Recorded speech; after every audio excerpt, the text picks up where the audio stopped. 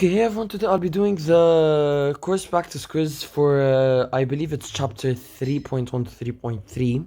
It's not chapter 3, it's chapter 2, because I think it's chapter 3. Anyway, we'll get started. So for the first question, the frequency of UV radiation in a tanning booth is 8.57 times 10 power of 14 hertz.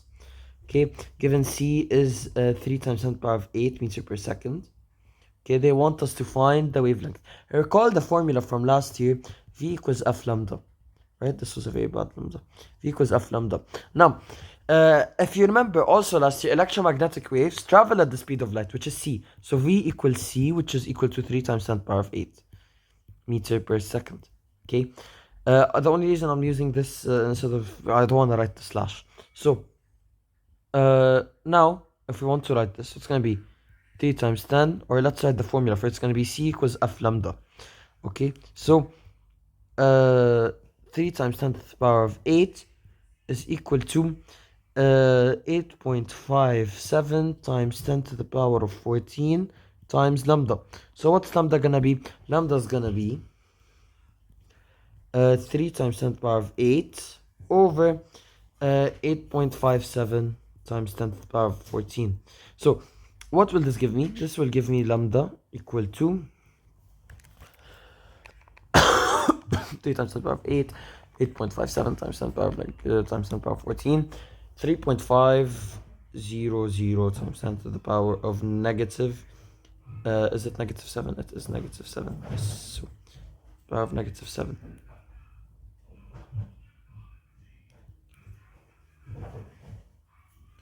Okay, so, now, you might be looking at the question and the answer, it says nanometer, and also, all the other answer choices say nanometer, so just let me rewrite lambda, just 3.500 times 10 to the power of negative 7, right?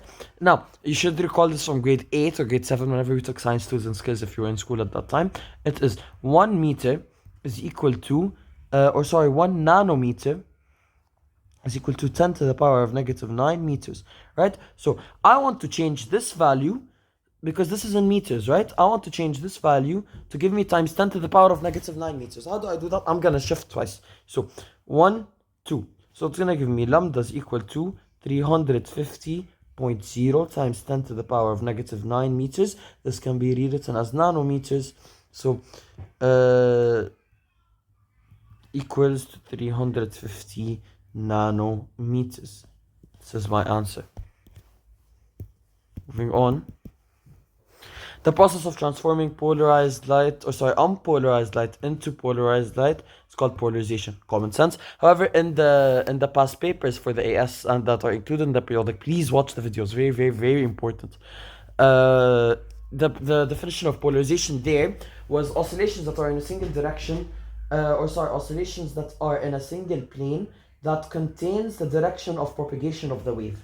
Just remember it, because that question might come in a written part. So just so you can remember it. Now, here, this is very easy. However, it's you're gonna have to focus, okay? It's an application of something called Malus's law. So, Malus's law, essentially, in its simplest form, is I equals to I naught, which is I0 or initial, times cosine squared theta, okay? Now, what is I, what's I naught, what's theta? Hala, you should know. I'll tell you now. I naught, okay, I is intensity. I'll start with this. I is intensity. Now, I naught is initial intensity. Okay, theta is the angle, okay, it's the angle between the transmission axis. I'm not gonna write all of it down. It's the angle between the transmission axis. Sorry, I'm gonna have to close the pen to close this. It's the angle between the transmission axis of the first polarizer with the incident wave, or the first polarizer with the second polarizer.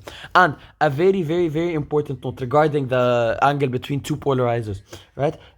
In Malus's law,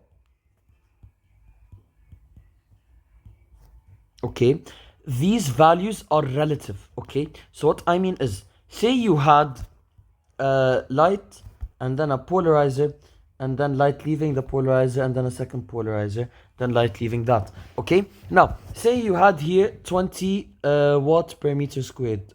Okay, this is the unit of intensity. This is intensity I. Okay, now the I after passing through this filter, so we'll call it I1, is gonna be, assuming this is polarized. Okay, if this is polarized, if it's not, then it's something else.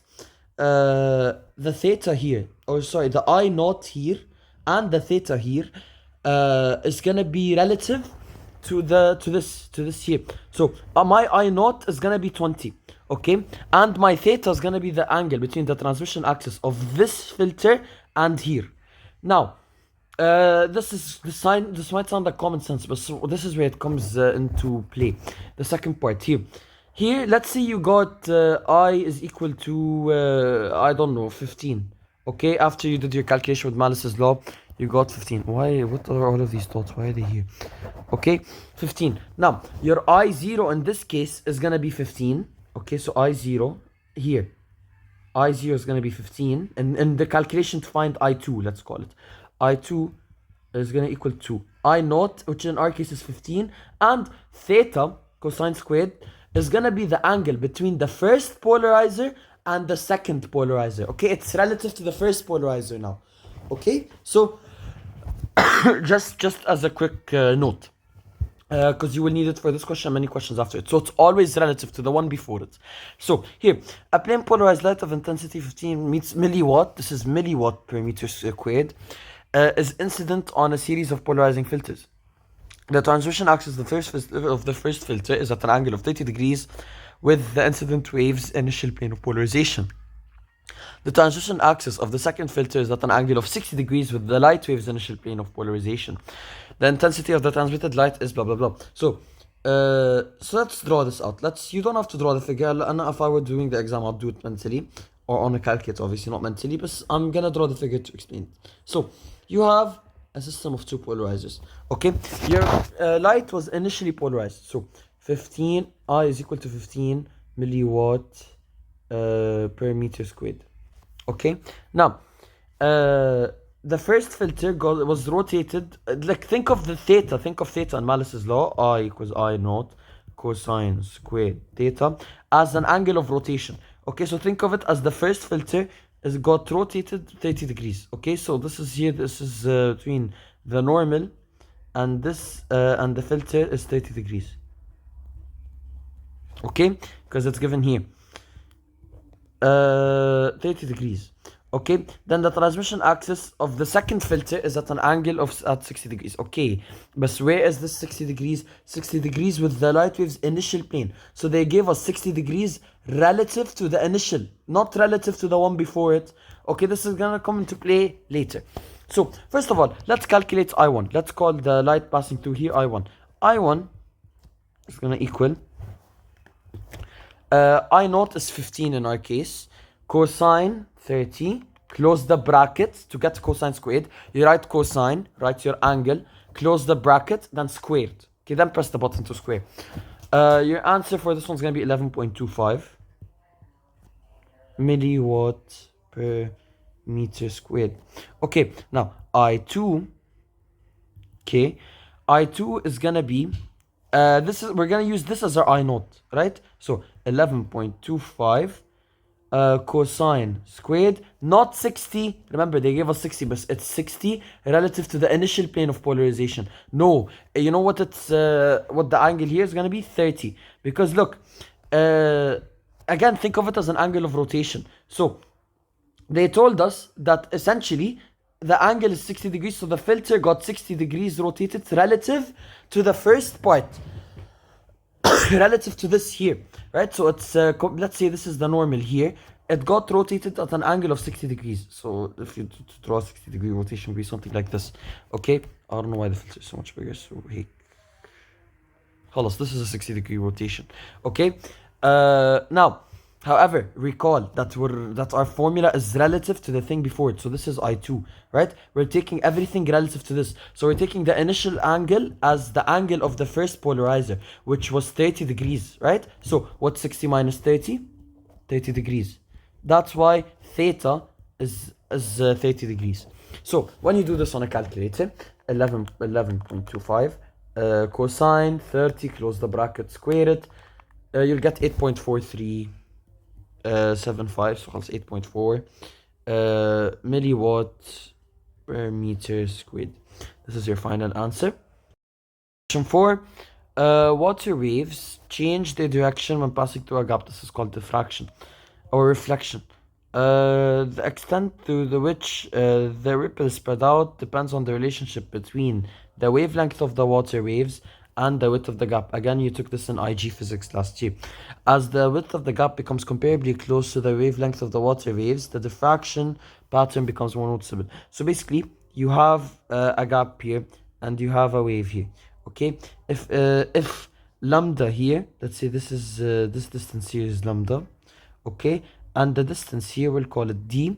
If d is very close to lambda, let's say they're equal, okay, you're gonna have perfect diffraction, okay. However, if d is very big compared to lambda, you're gonna have very small diffraction patterns, and the other way around. If lambda is way bigger than d, you're gonna have not very noticeable diffraction patterns, which is what they're saying here. Basically, for optimum reflection, you need lambda is very close to d. Now, this is something that is to be memorized, but it's very easy, and I think, personally, in my opinion, it's common sense. So, imaging of internal organs and bones is obviously X-ray. Tanning boots is obviously ultraviolet, because you know, you use ultraviolet to tan. Long distance communication, this is obviously radio waves, because the radio waves have the longest wavelength. Okay, so just keep this in mind. I'll bring this up in a later point. خلاص. Screening concealed objects in shipping containers, يعني basically security in customs and airports, it's cameras. Okay, this you memorize it. I can't explain it to you. يعني. This is another part of memorization, except this part A is calculation. So we're gonna use the formula again. C equals F lambda. Okay, now we have C, we have F, we want lambda. So lambda is equal to C over F. If you don't know it, just memorize it as the triangle. So you're gonna have C up. Okay, let me just so C F or sorry, C up, lambda here. This is your triangle. If you want to memorize it like this, يعني obviously it's optional and you should know the formula by now. But if you don't memorize the triangle, so this is your formula, okay?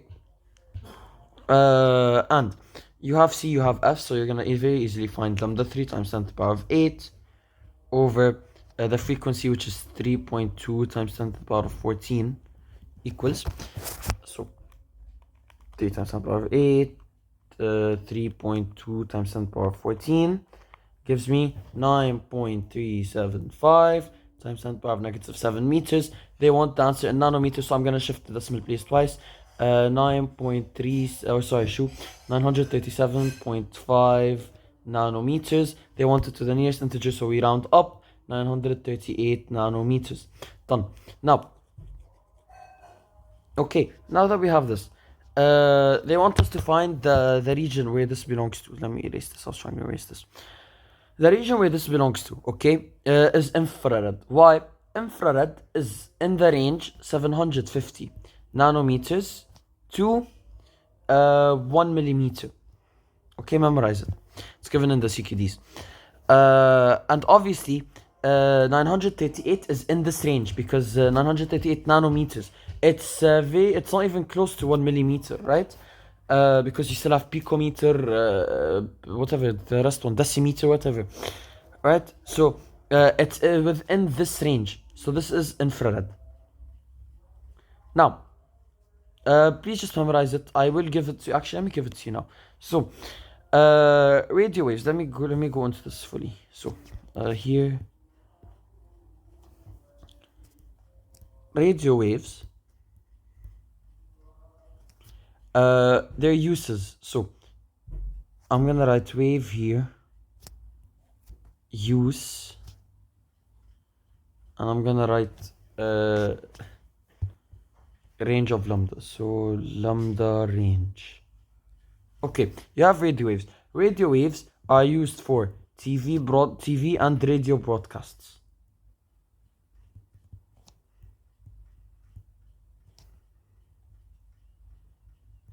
Okay, the range is 1 millimeter. Sorry, 1 millimeter to 100,000 meters. Okay, this is for radio. Now, you want to have microwaves too. Microwaves. They're used for obviously heating food and satellite.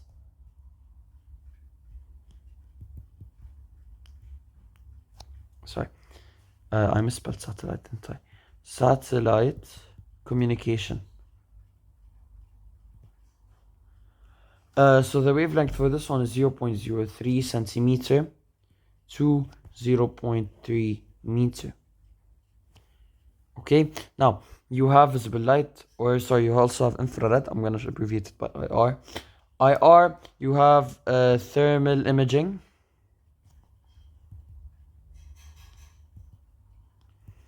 and security marking.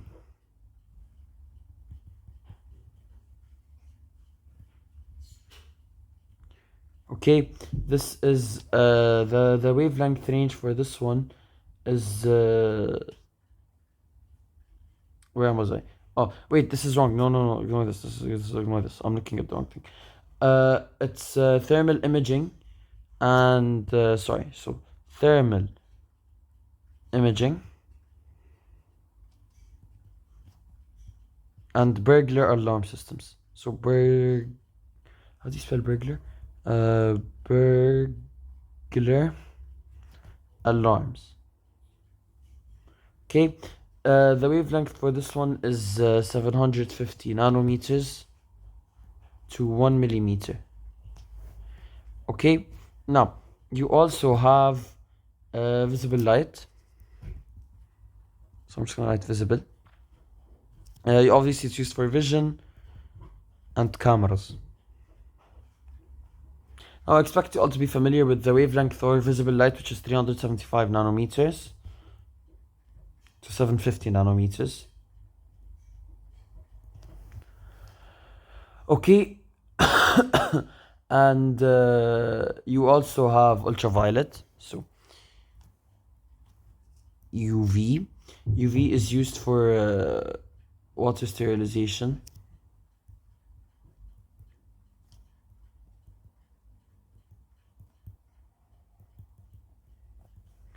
Tanning and security marking. So like for counterfeit bills and whatever. So security marking. The wavelength for UV is 10 nanometer to 400 nanometers. Okay. And then you have X-ray. So I'm going to say X-rays and gamma rays. So I'm going to write here XR and GR. Okay. X-rays, I believe you know medical imaging.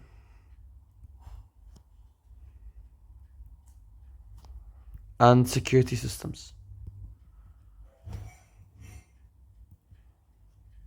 Okay. It's going to be 0.01 nanometer to 10 millimeter, or sorry, nanometer. Now, gamma rays, I believe you all know, cancer treatment.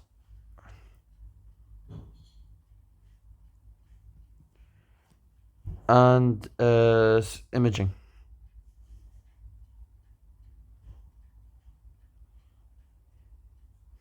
Okay, wavelength is less than 0.01 nanometers. Sorry, that's millimeter. Nanometer. There we go. Okay. This is the entire thing. Please screenshot it, memorize it, whatever. Point is you memorize it because it's very, very, very, very, very important. So now As we said, 938, it's between the range of 750 nanometers to 1 millimeter. It's infrared. Now, drag and drop the correct types of electromagnetic radiation and place them in order of decreasing frequency. So from the highest frequency to the lowest frequency. Now, you should know that frequency is the wavelength and the frequency. So recall the formula C equals lambda F. This is how I'm going to explain it. The lambda and F are directly proportional or inversely proportional. Okay, lambda and F are inversely proportional. So when lambda increases, F will decrease. And likewise, when F increases, lambda decreases. So when you have decreasing frequency, you're gonna have the highest wavelength. Okay, obviously radio waves have the highest wavelength. It's common sense, and everyone knows that. And then comes microwave. So in order of frequency, right, you should know the electromagnetic spectrum. It's ultraviolet, then visible light, then infrared, then microwave, then radio. Right? I believe you all know this question. Yeah, it's nothing new, nothing hard. Moving on. Question 7. Okay. For this question, you need to know that for the frequency is 1 over the period, and then the period is 1 over the frequency. So, what the frequency is, remember, it's C over lambda. So we're gonna do T is equal to 1 over C over lambda. Okay.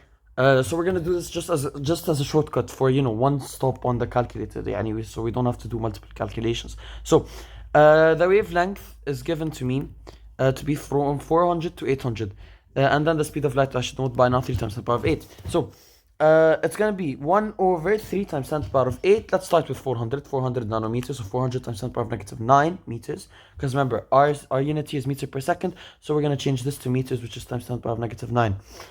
So my answer is 1.333. Okay, now I don't know if this is the smallest or the biggest. Logically it's gonna be the smallest, but say you don't know that. So now I'm gonna change the 4 on my calculator to an 8, and I get 2.666. So which is gonna be larger? 1.33 times 10 to the power of negative 15, or 2.6 times 10 to the power of negative 15. Obviously 2.6. So this is my answer for the largest, and then this is my answer for the smallest. We're just applying this. T is 1 over C over lambda. So if you think about it, it's lambda over C. Yeah, it's lambda over C basically. T is lambda over C. Okay, just as another shortcut, I guess. Now, what is not a property of visible light? Visible light is electromagnetic, so it's transverse. It is not longitudinal, it is electromagnetic. You can polarize it and it can travel through a vacuum. Question 8. Electromagnetic waves are oscillating electromagnetic waves are oscillating electric and magnetic fields and are transverse. Yes. So if you were to graph this, you have here X, you have here Y, and then you have here Z. Okay. Your graph look like this. So this is Y, X, Z. You'll have electric waves or electric fields going like this, and magnetic fields going like this. Okay, now it's very confusing. Let me use different colors. So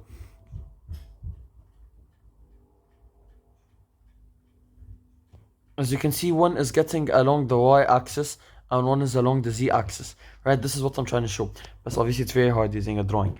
I'm gonna need like a computer 3D illustration, but that's the point. It's electric and magnetic fields and they're transverse. Drag and drop the part of the electromagnetic spectrum. So radio waves 10 meters. Remember we said that radio waves are they can range to 10,000 meters or 100,000 meters. So 10 meters belongs to radio waves. Now 100 nanometers belongs to ultraviolet. So UV is between 10 nanometer and 400 nanometer. Obviously 100 falls within that range. Picometer, it's gonna be X-ray, no, infrared, sorry. Picometers, it's gonna be infrared, which is 750 nanometers to 1 millimeter. Right, a picometer, by the way, if you don't know, a picometer is 10 to the power of negative 6 meters, and a nanometer is 10 to the power of negative 9 meters. So a picometer is obviously greater than a nanometer.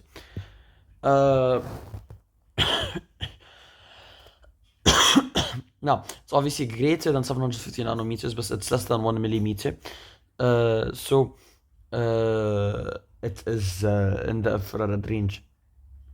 Now, 10 millimeter is going to be microwaves, because it can go from 0.03 centimeter to 0.3 meters. And then you can have 100 femtometer. This is FM is femto. This is going to be gamma rays, because it's even less. I think it's 10 to the power of negative 12 meters. So it's remember, gamma rays are shorter than 0.01 nanometer. Now, okay, so we're done here. Moving on. So next question.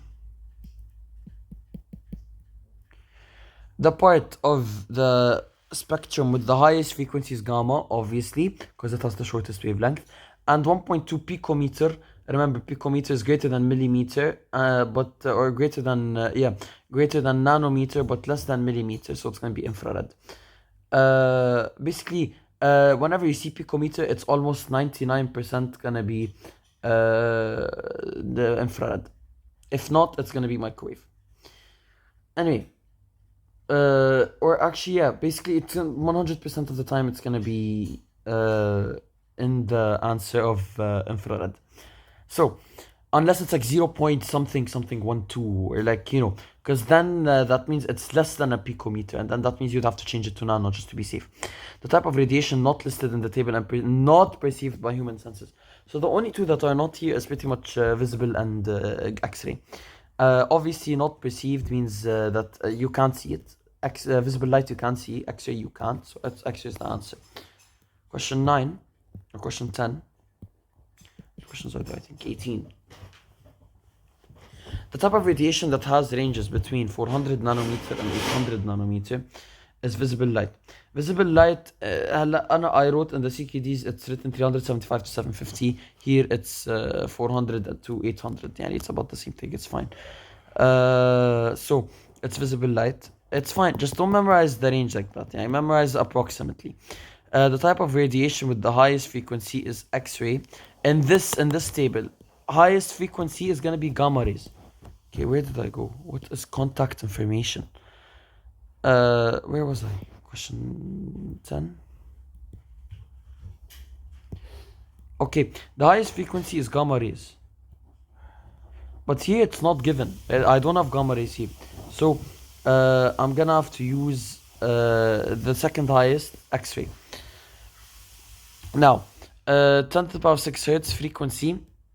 Frequency is just memorize it. It's gonna be radio waves. And also, look, like it's a very, very, very, very big number. But Africa, by the way, this is actually the smallest frequency out of all of them. Like the numbers get bigger. Like this might sound huge, and this is basically 10 megahertz. Okay, but this is not that big at all compared to ultraviolet or gamma rays or X-rays. This is nothing. This is actually the smallest one. Okay, just keep in mind, and don't let this number trick you into thinking it's a huge number. Okay, moving on. This is another application of Malus's law. So I is equal to I naught cosine squared theta. Now, the intensity of this light, it's unpolarized. Okay, so here's another thing I should explain. You have light, you have a polarizer. Okay, if this light is unpolarized, the intensity of the light after passing through the filter is gonna be I naught over 2. Okay, if the light is unpolarized. Okay, if the light is unpolarized. Now, so this would mean that I is equal to 100 over 2, which is equal to 50 watt per meter squared. Okay, so this is the first answer. Now, only use this formula if the light is initially unpolarized. Then you can start using Malus's law. Okay. A second polarizing plate is placed on the ray's path to decrease the intensity of light to 10 watt per meter squared. Okay, here they gave us I and I naught. We just found it, yani. I naught, and they want us to find, so RTF is theta. So I naught is, or I is 10, I naught is 50 cosine squared theta. Divide 10 by 50 or 50 by 10. It's going to be cosine squared theta is equal to 1 over 5. Cosine theta is equal to radical 1 over 5. So theta is equal to the inverse cosine of this. What will this give me? So cosine inverse radical 1 over 5. 63.4 to the nearest integer at 63 degrees. Okay, now there's also a third plate. Okay, so this is theta, this is I0, or so this is not theta, this is I0. Okay, oh wait, we did not read ahead. A third polarizing plate does not allow any light to pass through it. Okay, here's the thing. When you have light and a filter, okay, and then you have the light continues, and then a filter, another filter, and then no light continues. These two are perpendicular with each other. Okay, so the angle between the axis of polarization is going to be 90 degrees. They're perpendicular relative to each other. Again, Malus's law is always relative to the one before it. So if they want the angle between the axes of between the two plates, and if the light does not have anything to pass through it, the polarizing plate does not allow any light to pass through it, okay? That means that these two are perpendicular with each other. So the angle relative to the two plates is 90 degrees. And that's what they told us. The angle between the axis of polarization of the second and third plate is going to be 90 degrees because they're perpendicular to each other. Keep in mind that does not mean it's perpendicular to the initial ray of light. So this here, so you have the second plate and the third plate here. Okay, this is not perpendicular to this or to this. It's perpendicular to this. Okay, just as a note, and just in case they ask. Question 12. Consider an unpolarized light that has an intensity of 120 watt per meter squared. The student has two polarizing films which he can rotate at will. The light must pass through both of these films. So the smallest intensity is obviously going to be 0, right? Because if you put them perpendicular to each other, you can have intensity of 0 watt per meter squared. However, the greatest intensity, it's unpolarized. Okay, so I1 is going to be I naught over 2. So it's going to be 120 over 2, which equals to 60. Right? Now, this is the first plate. But then the second plate. Say this plate makes an angle of 30 degrees with this relative to the initial the axis of transmission of light. Okay, then the second plate also makes theta equal 30 degrees with relative to angle of transmission of the light. Okay, that means that the difference between these two angles is 0 degrees, right? So theta between the second plate and the third plate is 0 degrees. So apply Malus's law. Ignore so I is equal to 60 cosine squared 0. It's gonna give me 60. Right, so 60 is our greatest answer. Basically, there's no difference between this plate and this plate. They're facing the same exact direction, the same exact angle. Now, here they did tell me a different case in point B. They told me, no, yes, we did change it, and now the difference is between the angle between the third plate and the second plate is 30 degrees. Okay, that means say your angle was initially whatever, because we don't care about that. It's gonna be 60 degrees, or it's gonna be 60 watt per meter squared. I naught is 60 watt per meter squared. Okay, now we're gonna do 60 cosine 30, close the bracket, squared, 45 is our answer. Done. Question 13. Linearly polarized light of intensity to 100 watt per meter squared is directed at two polarizing plates. The axis of polarization of the first plate makes an angle of 30 degrees with the plane of polarization of light. The axis of polarization of the second plate makes an angle of 45 degrees with the plane of polarization of the first plate. Okay, let's focus, let's approach this step by step. So I1 is I naught cosine squared alpha. Remember, or theta. Remember, they told me it was initially polarized, so I don't need to do I naught over 2. That is not required. Okay, I1 is gonna equal to 200 cosine squared of 30 degrees. This gives me 200 cosine 30 degrees, close the bracket, squared it, 150. Okay, this is after the first plate. Here they're asking in point A of the second plate. So now you have I1. So I2 is gonna be I1 cosine squared theta.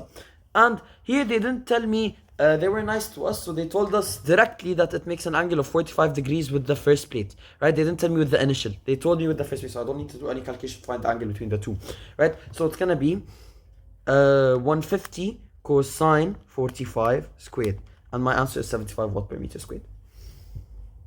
Okay, now how would your answer change? How would the answer for part A change if unpolarized light of the same intensity was used? Unpolarized. So keep in mind, I would have to use I1 is equal to I naught over 2, right? And what is I1 or what is I naught? 200. So I1 would be 200 over 2, which is 100 watt per meter squared, if that was the case. But look here, I1, if the light was polarized, like they gave us in part A, it was 150, right? So then that would mean that my answer, when I would substitute this into Malus's law for the second part, would actually be smaller, right? So try it. 100 cosine 30 squared. Instead of getting, instead of getting all of this, I would get a smaller answer, right? I would get as like a lighter answer. Show lighter answer, anyhow. You know what I mean. I'd get a smaller answer, not the same answer. And I'm too lazy to try it, but I'm sure if you try it, it would give you the same thing. So, you know, just letting you all know. So, actually, not let me try it. 100 cosine 45, close the bracket, square it. Yeah, I'd get 50. Here, I'd get 25 watt per meter squared less. So my answer would decrease. Now, the plate can be rotated. Okay, that's nothing. The angles between the planes of polarization for no light to be transmitted is gonna be perpendicular to each other, so 90 degrees. Question 14. Okay, this is very easy. Initially, you have 60 watt per meter squared, and it's unpolarized. Okay, so at A, so let's call it IA, it's gonna be 60 over 2, 30. Okay, then at B, it's gonna be 30 cosine squared 45 degrees. Because here it's at 0 degrees, so theta doesn't matter here. Theta is gonna be the same thing. So it's gonna be 30 cosine 45, close the bracket, square it, 15. 15 is my answer. That's correct. Question 15.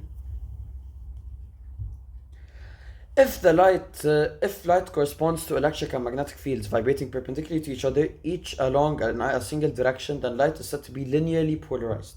Yes, just memorize this definition.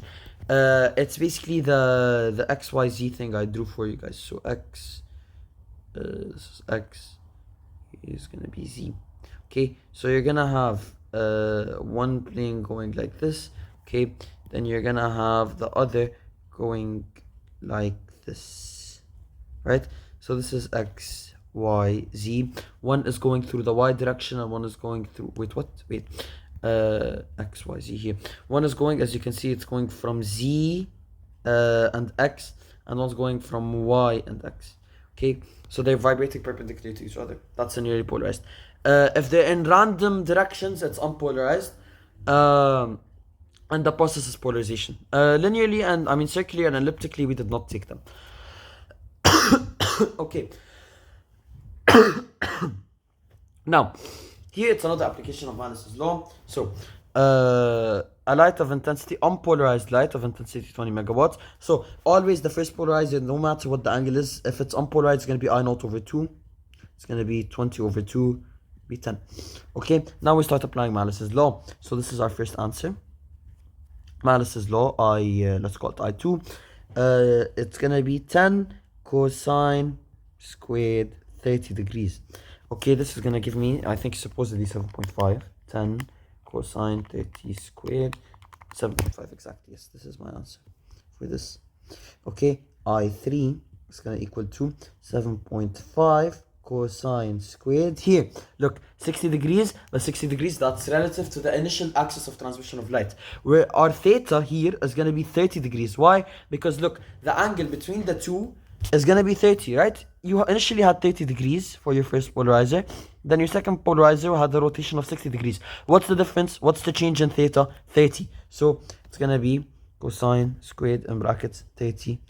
Okay, this is gonna give me so on a calculator 45.6, and that is indeed my answer. And finally, this one, it's gonna be I4 is gonna equal to 5.6 cosine. What's the difference between 60 and 90? 30 degrees. So cosine squared 30. Now, let me just find the answer to this first, and then I'll tell you where students will get select in it. This is gonna equal 4.2. And that is indeed my answer. So, where students will get tricked is here. Okay, they will put 0 because look, it says 90 degrees, so this is going to be perpendicular. Where did I go? This is the thing I drew at the start. So students will put 0 here because they'll think 90 and 0 are perpendicular to each other. Oh yeah, khalas, no light will pass through. No, again, Malus's law will always be relative to this one, just like how this one was relative to the one before it and this one was relative to the one before it. Malus's law is always relative to the polarizer before it. Always remember this. Okay, question 17. We only took linear polarization as aslan you can see it is linearly polarized, and in the y direction it's going up and down through the y-axis. Here, the point C, students will also tend to write 0 here, but no, because we're gonna first find the intensity at B, okay, and then take it relative to that, not this relative to this 0 degrees, خلاص, perpendicular to each other, no light passes through. No, don't take that. That's only if filter B was 90 degrees, then yes, you can say 0, but no. Oh, we don't have I. This is how we're going to work with this. Okay, initially unpolarized, right? So at A, okay, IA, after it went through the first polarizer, it's going to be 0.5A, 0.5 I naught, okay, 0.5 I. Okay, then IB is going to be 0.5 I cosine squared 45. This is going to give me IB as 0.5. I'm gonna ignore I as if it's not even there. 0.5 times cosine 45, close the bracket, square it, 0.25 I. Okay, now IC is gonna equal to 0.25 I. What's the difference between 90 degrees and 45 degrees? 45 degrees. So cosine squared 45 IC is equal to 0.25 times cosine 45, close the bracket, squared, 0.125 I. And this is my answer, and this is the end of the quiz. Good luck, guys. Have a good day.